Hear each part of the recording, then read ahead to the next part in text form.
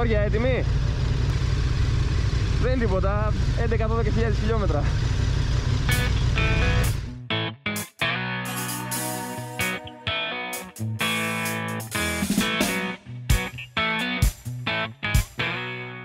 Πολλά χρόνια το ονειρευόμασταν και άλλα τόσα το σχεδιάζαμε.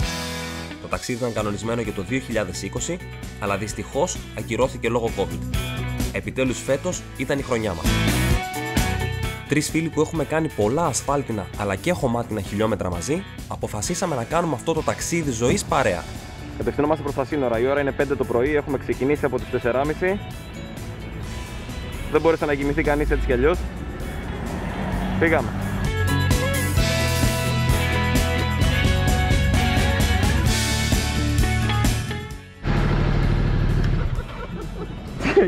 Με μαλακίες ξεκινήσαμε.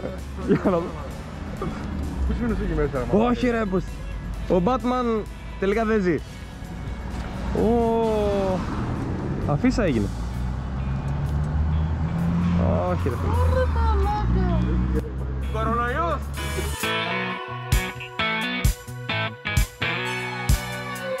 Φτάνοντας στα ελληνοβουλγαρικά σύνορα, συναντήσαμε μπροστά μας ένα αυτοκίνητο με νορβηγικές πινακίδες. Το θεωρήσαμε καλό σημάδι και φυσικά δεν χάσαμε ευκαιρία να πιάσουμε κουβέντα. Good sign that we saw Norwegian car.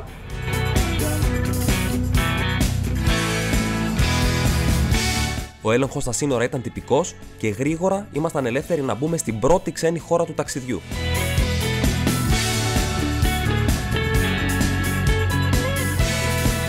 Το ταξίδι μας για το Nordkapp μόλις άρχισε. Έγινε το πρώτο βήμα για το βορειότερο ακροτήρι που μπορεί να προσεγγίσει ένα όχημα στην Ευρώπη.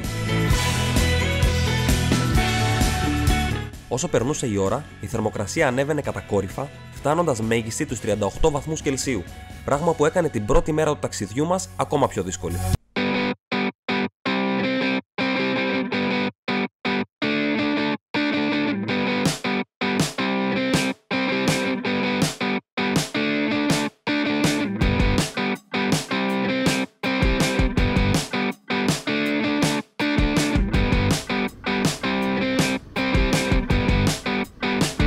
Πλησιάζοντας τη Βάρνα, μας έκαναν εντύπωση τα αρκετά παλιά αλλά τεράστια τουριστικά τους θέρετρα. Εκείνο το βράδυ διανυκτερεύσαμε στο Golden Sands, μια περιοχή λίγο βόρεια της Βάρνα. Δυστυχώς δεν υπήρχε διαθεσιμότητα, οπότε βολευτήκαμε σε ένα δωματιάκι 2x3. Πολύ adventure το δωμάτιο. Τηλεόραση με τη βάλιτσο.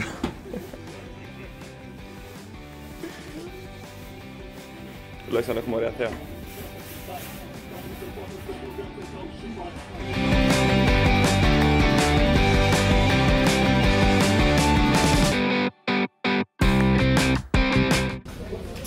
All inclusive γεύμα στο ξενοδοχείο.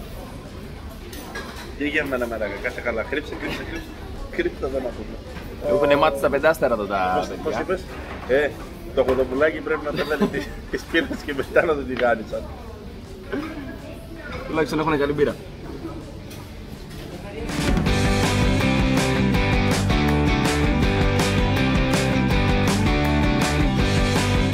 Καθώς περνούσαν οι ώρες και όλα πήγαιναν ρολόι, άρχισε να φεύγει το αρχικό σφίξιμο που νιώθαμε όλοι στο ξεκίνημα και άρχισαν τα πειράγματα. Όχι, εγώ σε αυτό που λες. Εντάξει ρε μαλάκα, επειδή έχεις μηχανάκι 2021 και άναψε check engine, εντάξει τι έκανες, 2.000 χιλιόμετρα, 20 τόσα χιλιάρικα. Και τύχαινε να γίνει μια πιο μεγάλη ζημιά. Να πέσει κάτι μια ράση και έλεγα, καθόμουν και στεναχωριόμουν για εκείνη τη μαλακία. Κατάλαβες τι γινόταν.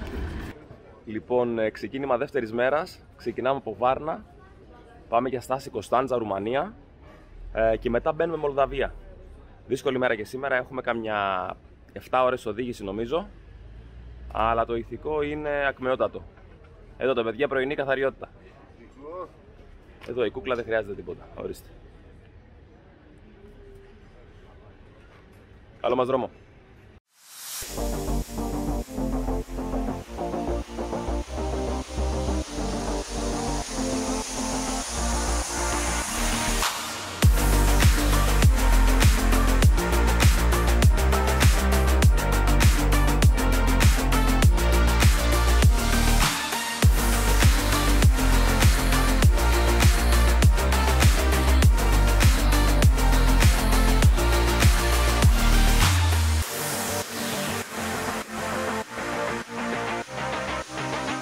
Μπαίνουμε Ρουμανία, είμαστε στα σύνορα. Έχουμε δώσει τα χαρτιά και περιμένουμε. Στα σύνορα με Ρουμανία είχαμε πάλι ένα μικρό φόβο μην στραβώσει κάτι και διακοπεί το όνειρό μας έτσι απότομα. Όλα όμως πήγαν καλά, περάσαμε χωρίς κάποιο πρόβλημα και ήμασταν ακόμα ένα βήμα πιο κοντά στο στόχο μας. Ρουμανία!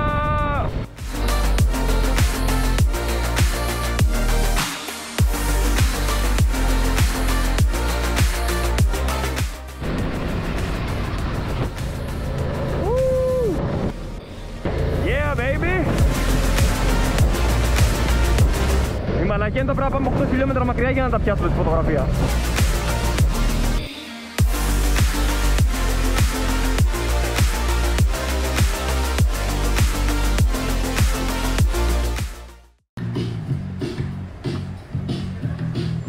Καλό φιλέ.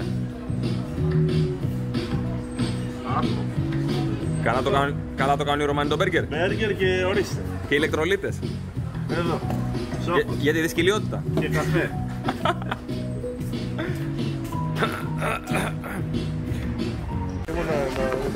Ανεβείτε στο Ντουκάτι, στο αξιοθέατο, φωτογραφηθείτε. Επιτρέπετε. 5 euros. Στον Καλάτι της Ρουμανίας, λίγο πριν τα σύνορα με Μολδαβία, ο δρόμος σταματάει και πρέπει να περάσεις απέναντι με φέρι.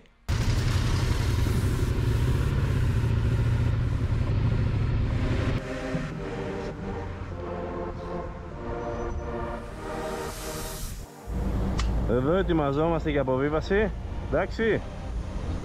Η αστυνομία μας περιμένει εκεί.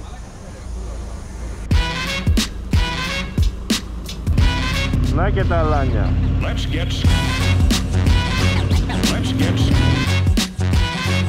Τα πήρε όλα παραμάζωμα. Μόλις μπήκαμε Μολδαβία. Είμαστε για εντούρο. Μπαμ.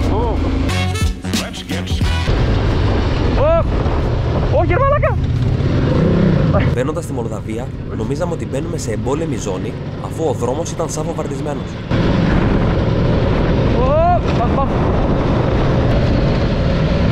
Και μετά λέμε στην Ελλάδα ότι έχουμε κολόδρομο.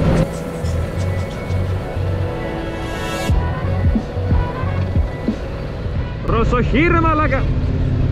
Το μόνο που μας έλειπε ήταν η βροχή.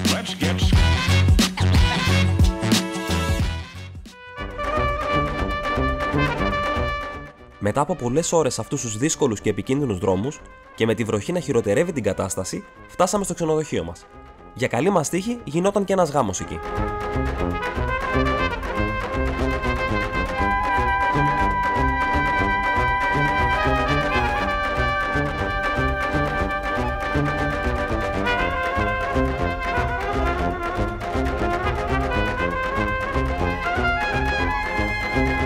Το ξενοδοχείο μας ήταν ό,τι πιο παραδοσιακό συναντήσαμε στη Μολδαβία, πράγμα που το έκανε ένα αξιοθέατο από μόνο του.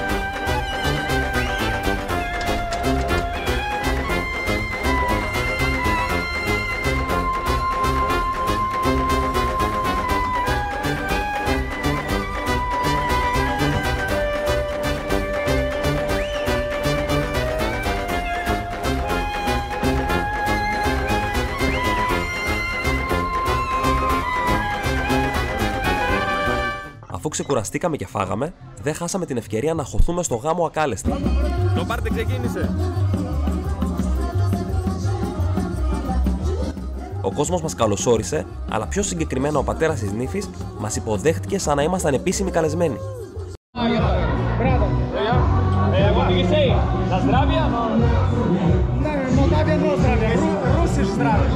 How do you say? Senetai? Senetai.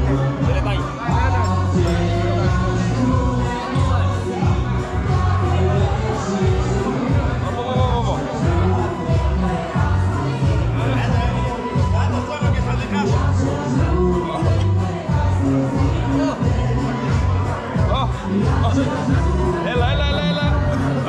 Για το καλό.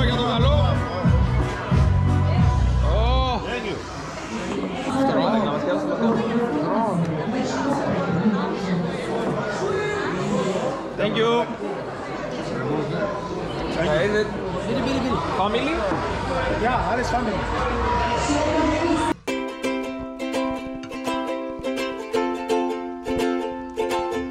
Στο ξεκίνημα της τρίτης μέρας πάθαμε ένα σοκ, αφού είδαμε ότι το 1290 παρουσίασε κάποιο ηλεκτρολογικό πρόβλημα και δεν έπαιρνε μπρος. Από το μυαλό όλων πέρασε ότι το ταξίδι τελειώνει εδώ για το Σόφο. Μετά από αρκετό ψάξιμο, διαπιστώσαμε ότι κάτι δεν πήγαινε καλά με τα καλώδια που περνάνε από το λαιμό της μηχανής, αφού έδιναν ρεύμα μόνο όταν έστρεφε το τιμόνι δεξιά. Ο Σόφος δεν ήθελε να χάσει με τίποτα το ταξίδι και αποφάσισε να συνεχίσει έτσι και ό,τι γίνει.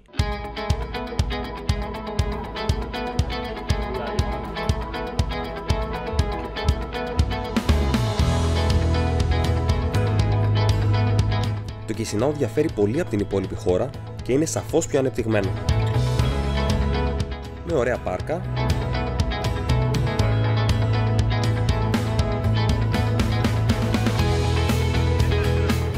ωραία μαγαζιά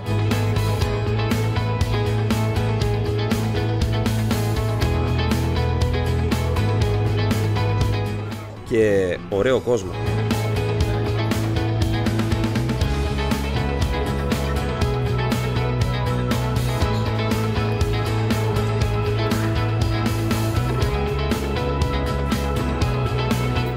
Ξημέρωσε η τέταρτη μέρα, φεύγουμε από Μολδαβία, από Κισινάου, να πάμε Κίεβο.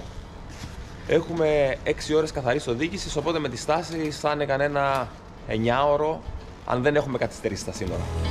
Μας δώσαν από το ξενοδοχείο και lunchbox, επειδή θέλαμε να φύγουμε πολύ νωρίς και δεν είχαν ανοίξει ακόμα. Θα το φάμε στο δρόμο.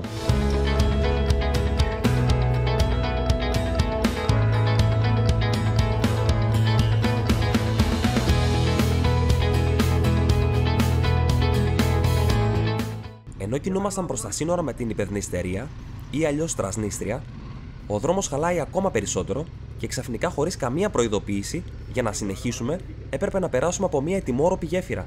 Μα τι μαλάκες να είναι, χωρίς πινακίδα και έχει το δρόμο έτσι.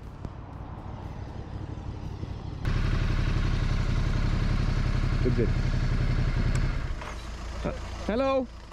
English? We don't know. This way? Maybe this way?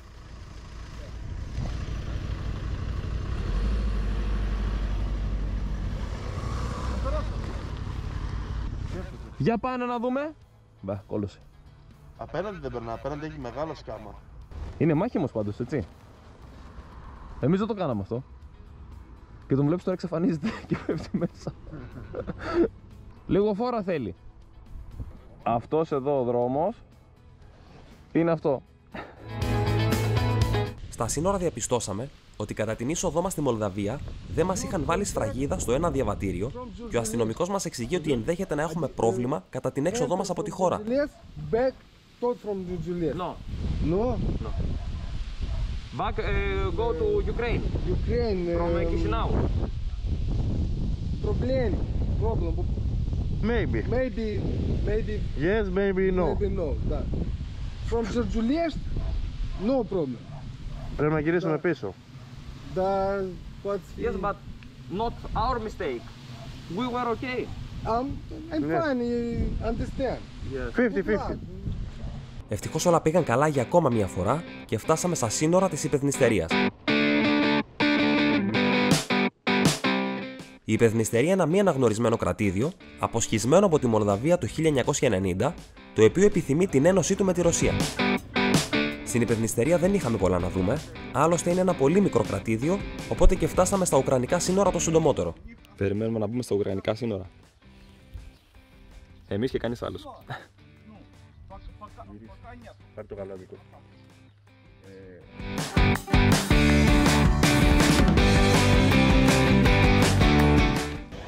Λοιπόν, έχουμε μπει η Ουκρανία μετά από τρομερή ταλαιπωρία στα σύνορα. Έχουμε σταματήσει στο πρώτο βενζινάδικο και κουβαλάμε πρωινό μαζί μας. Δείτε εδώ.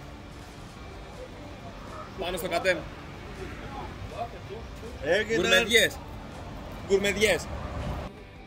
4 μέρες στο δρόμο και αρχίσαμε τις πατέντες.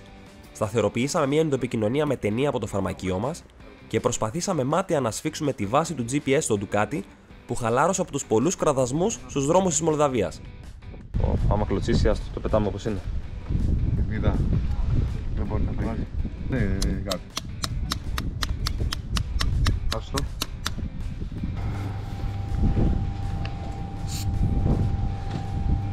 Εντάξει. Με χαλάσατε και την πένσα ρε μαλάκες. Η από το Lidl. Τι λέτε μαλάκα, κατέμει είναι. Για το μπούτσι είναι μάλλον. Συνολικά είναι. Τελικά έγινε η πατέντα. Έγινε και το τέτοιο ρε. Έσυξα από εδώ, αλλά άμα έφυγε αυτή θα λίγο θα επένα. Τι, Δώσε. Μπέλσα, πάρε το. Καλά ρε μαλάκα, αντί να πεις συγχαρητήρια να πούμε. Αυτό όχι τίποτα. Χειρότερο το κάνατε ρε μαλακές. Έτσι το έχω το σταμάτησε στο βεζινάδι. Πώς Έτσι το έχω και τώρα.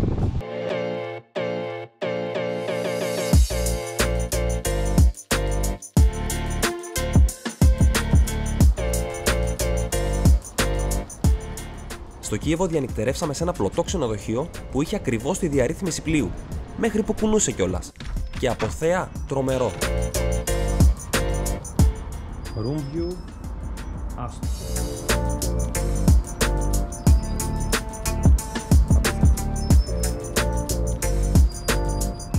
Λες και κοιμόμαστε σε πλοίο. Τρομερό.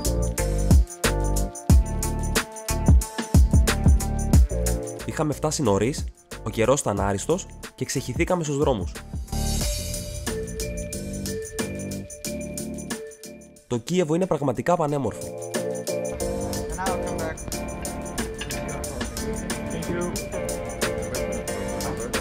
Για τη τέτοια.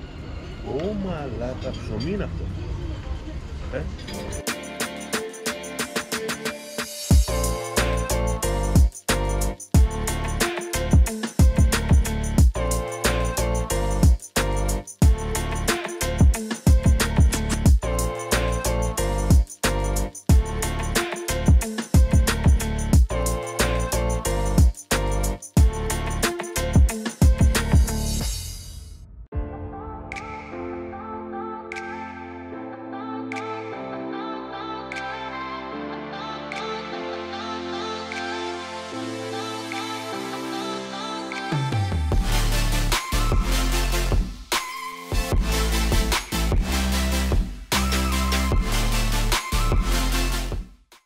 Έχουμε ξενάγηση στην Ουκρανία. Εδώ με το φίλο μας τον Κραβοκύρη. Με ένα X7. Εντάξει. Καλό είναι. Where are we going now? Take us to a bar, please. Okay.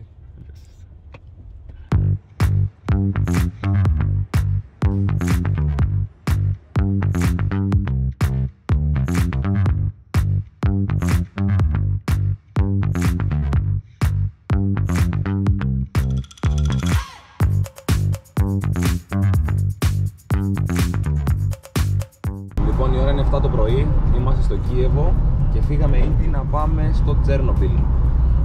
Πάμε να μας παραλάβει το λεωφορείο. Σήμερα δεν θα έχει καθόλου οδήγηση ημέρα, είναι το επίσημο ρεπό μας. Νομίζω ότι τις επόμενες 20 μέρες δεν έχουμε άλλο ρεπό, οπότε θα προσπαθήσουμε να το χαρούμε. Φίλος μας. Λίγο πριν επιβιβαστούμε στο λεωφορείο για Τσέρνομπιλ, διαπιστώσαμε ότι το παντελόνι του Γιάννη είχε σκισίματα. Στο Τσέρνομπιλ δεν επιτρέπονται κοντομάνικα μπλουζάκια, shorts και οποιαδήποτε άλλη ενδυμασία αφήνει το δέρμα εκτεθειμένο λόγω της έκθεσης σε ραδιενέργεια. Οπότε βρίσκουμε σύρμα και ταινία και τον μπαλώνουμε για να μπορεί να περάσει. Και οι πατέντες συνεχίζονται. You'll accumulate less. If you stay a bit away, 20, 30, 50 centimeters away, it's already enough. You will also accumulate less. Today we will show you more clear how.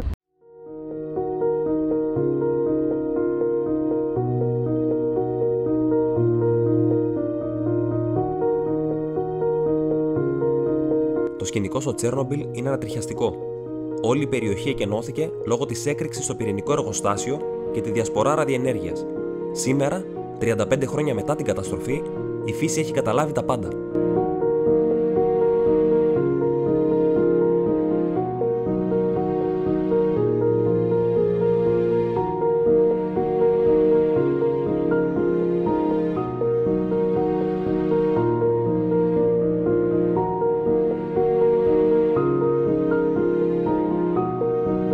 Συναντήσαμε εγκαταλελειμμένες πόλεις, εγκαταλελειμμένα σπίτια και προσωπικά αντικείμενα που άφησαν οι κάτοικοι άρον-άρον πίσω τους.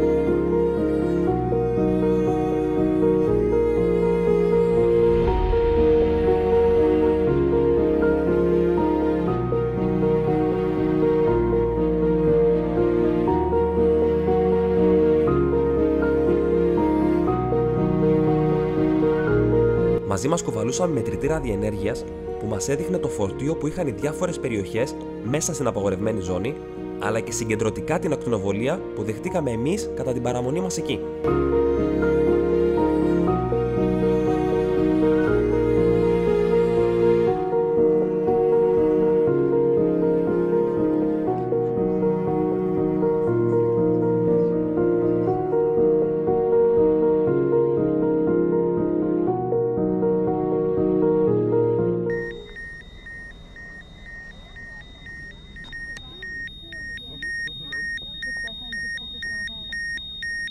Δεν θες να δεις?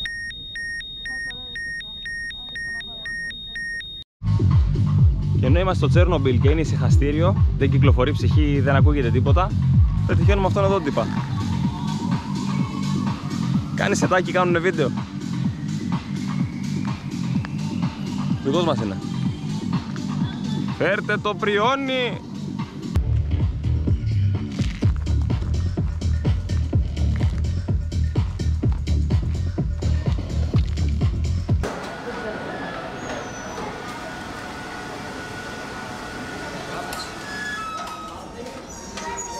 Στο τέλος της επίσκεψής μας, είχαμε ένα γεύμα μέσα στην απαγορευμένη ζώνη.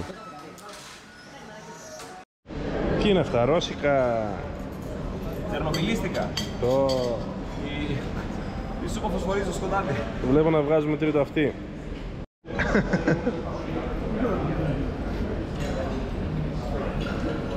Μαλαγία. Τι καλό ρε μάλαγα, την ούρδα που έχει μέσα. Κοιτάξτε εδώ, τίποτα δεν ακουμπήσαμε. Τσερνόμπιλ. Εδώ πέρα έβαλε πατζαράκι από τον κήπο εδώ στο Τσέρνομπιλ. Στον αντιδραστήρα δίπλα έχει θερμοκήπιο.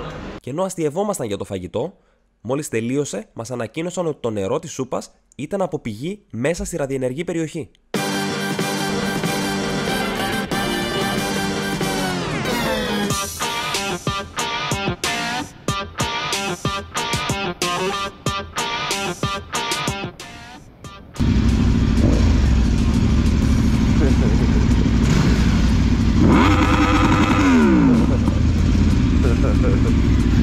Θα το καρπώσει τέρμα, το λέω.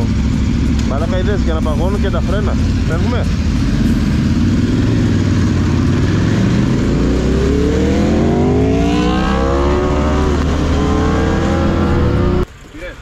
Γεια σου φίλε. Τι φάγατε πάλι? Γιάννης, τι γίνεται? Στο δρόμο μας για Πολωνία, βρήκαμε τον φίλο μας τον Κώστα, με τον οποίο ήμασταν σε επαφή από την αρχή του ταξιδιού. Ο Κώστας ξεκίνησε μόνος για Nordkapp και είχε στη διάθεσή του πολύ λιγότερες μέρες από εμάς, οπότε είχε και πιο σφιχτό πρόγραμμα. Δυνατό. Άστρωσες ή τώρα το θέλω να αλλάξω λάδια? Κάπου σε εξαίρεσα. Σε αντίθεση με εμάς που ήμασταν προετοιμασμένοι για όλα και με λεπτομερέστατο πρόγραμμα και από άποψη εξοπλισμού, το κομμάντο Κώστας δεν είχε πρόγραμμα, αλλά και από εξοπλισμό δεν είχε ούτε τα βασικά. Πήγαινε Nordkapp χωρίς να πάρει ούτε αδιάβροχα, ούτε ζεσταρούχα, ούτε καν γάντια. Πού στο Nordkapp? Χωρίς γάντια στο Nordkapp. Ξαφνικά, ενώ πλησιάζαμε τα σύνορα με Πολωνία, ο Σόφος ένιωσε τις δυνάμεις του να τον εγκαταλείπουν. Κάθισε κάτω έξω από ένα βενζινάδικο και δεν μπορούσε ούτε να σηκωθεί. Τις τελευταίες μέρες τον ταλαιπωρούσε μια ίωση, αλλά κανείς μας δεν περίμενε να εξελιχθεί έτσι άσχημα. Χωρίς να χάσουμε άλλο χρόνο, καλέσαμε ασθενοφόρο, το οποίο ήρθε ταχύτατα.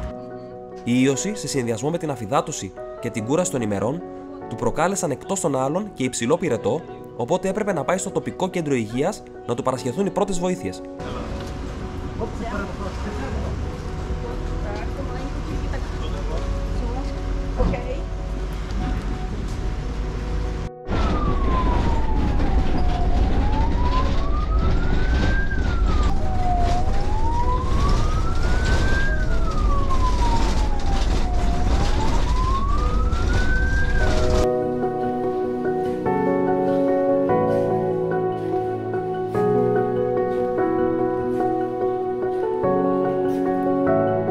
Φλερτάραμε με το ενδεχόμενο να πρέπει να τον κρατήσουν μέσα για παρακολούθηση, πράγμα που θα πήγαινε πολύ πίσω το ταξίδι μας. Ευτυχώς, ό,τι και αν ήταν αυτό που του χορήγησαν, έκανε δουλειά.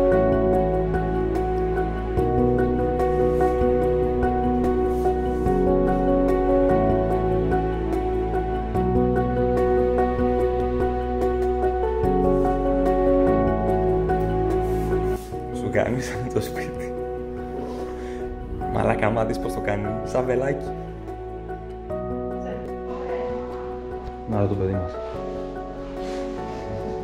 Μέσα σε 2-3 ωρίτσες ένιωθε πολύ καλύτερα, οπότε και μας επέτρεψαν να φύγουμε. Εντάξει. Η πιπεριά γαμήθηκε. Α, τους αναστήθηκε. Σοφό. Την παλεύεις? Καλύτερα. Τέλος, καλό, όλα καλά. Και πάλι όρθιος, σιδερένιος. Μπορούσαμε επιτέλους να συνεχίσουμε το ταξίδι μας, αν και είχαμε καθυστερήσει αρκετά και ο ένας από τους τρεις ήταν σοβαρά καταβεβλημένος. Είμαστε και πάλι έτοιμοι να συνεχίσουμε την οδήγηση. Έτοιμοι! Πήραμε τα ημών. Ο Σόφος νιώθει αρκετά καλύτερα. Έφαγε κάτι νεσούλες στον ποπό και έστρωσε. Τάντελο ο κόλλος. Τώρα η ώρα είναι 4 και 5. Συνεχίζουμε όσο αντέξουμε.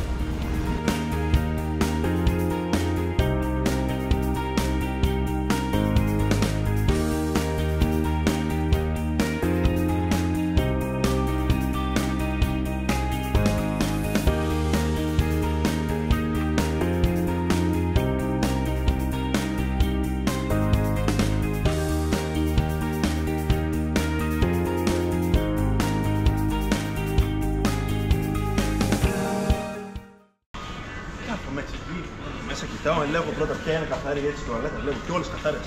Δεν κάθομαι έτσι. Σε μια φάση ακούω μια γυναικεία φωνή. Κλακ, ανοίγει η πόρτα. Η καθαρίστρια, ο Σόρμπλε και την κλείνει.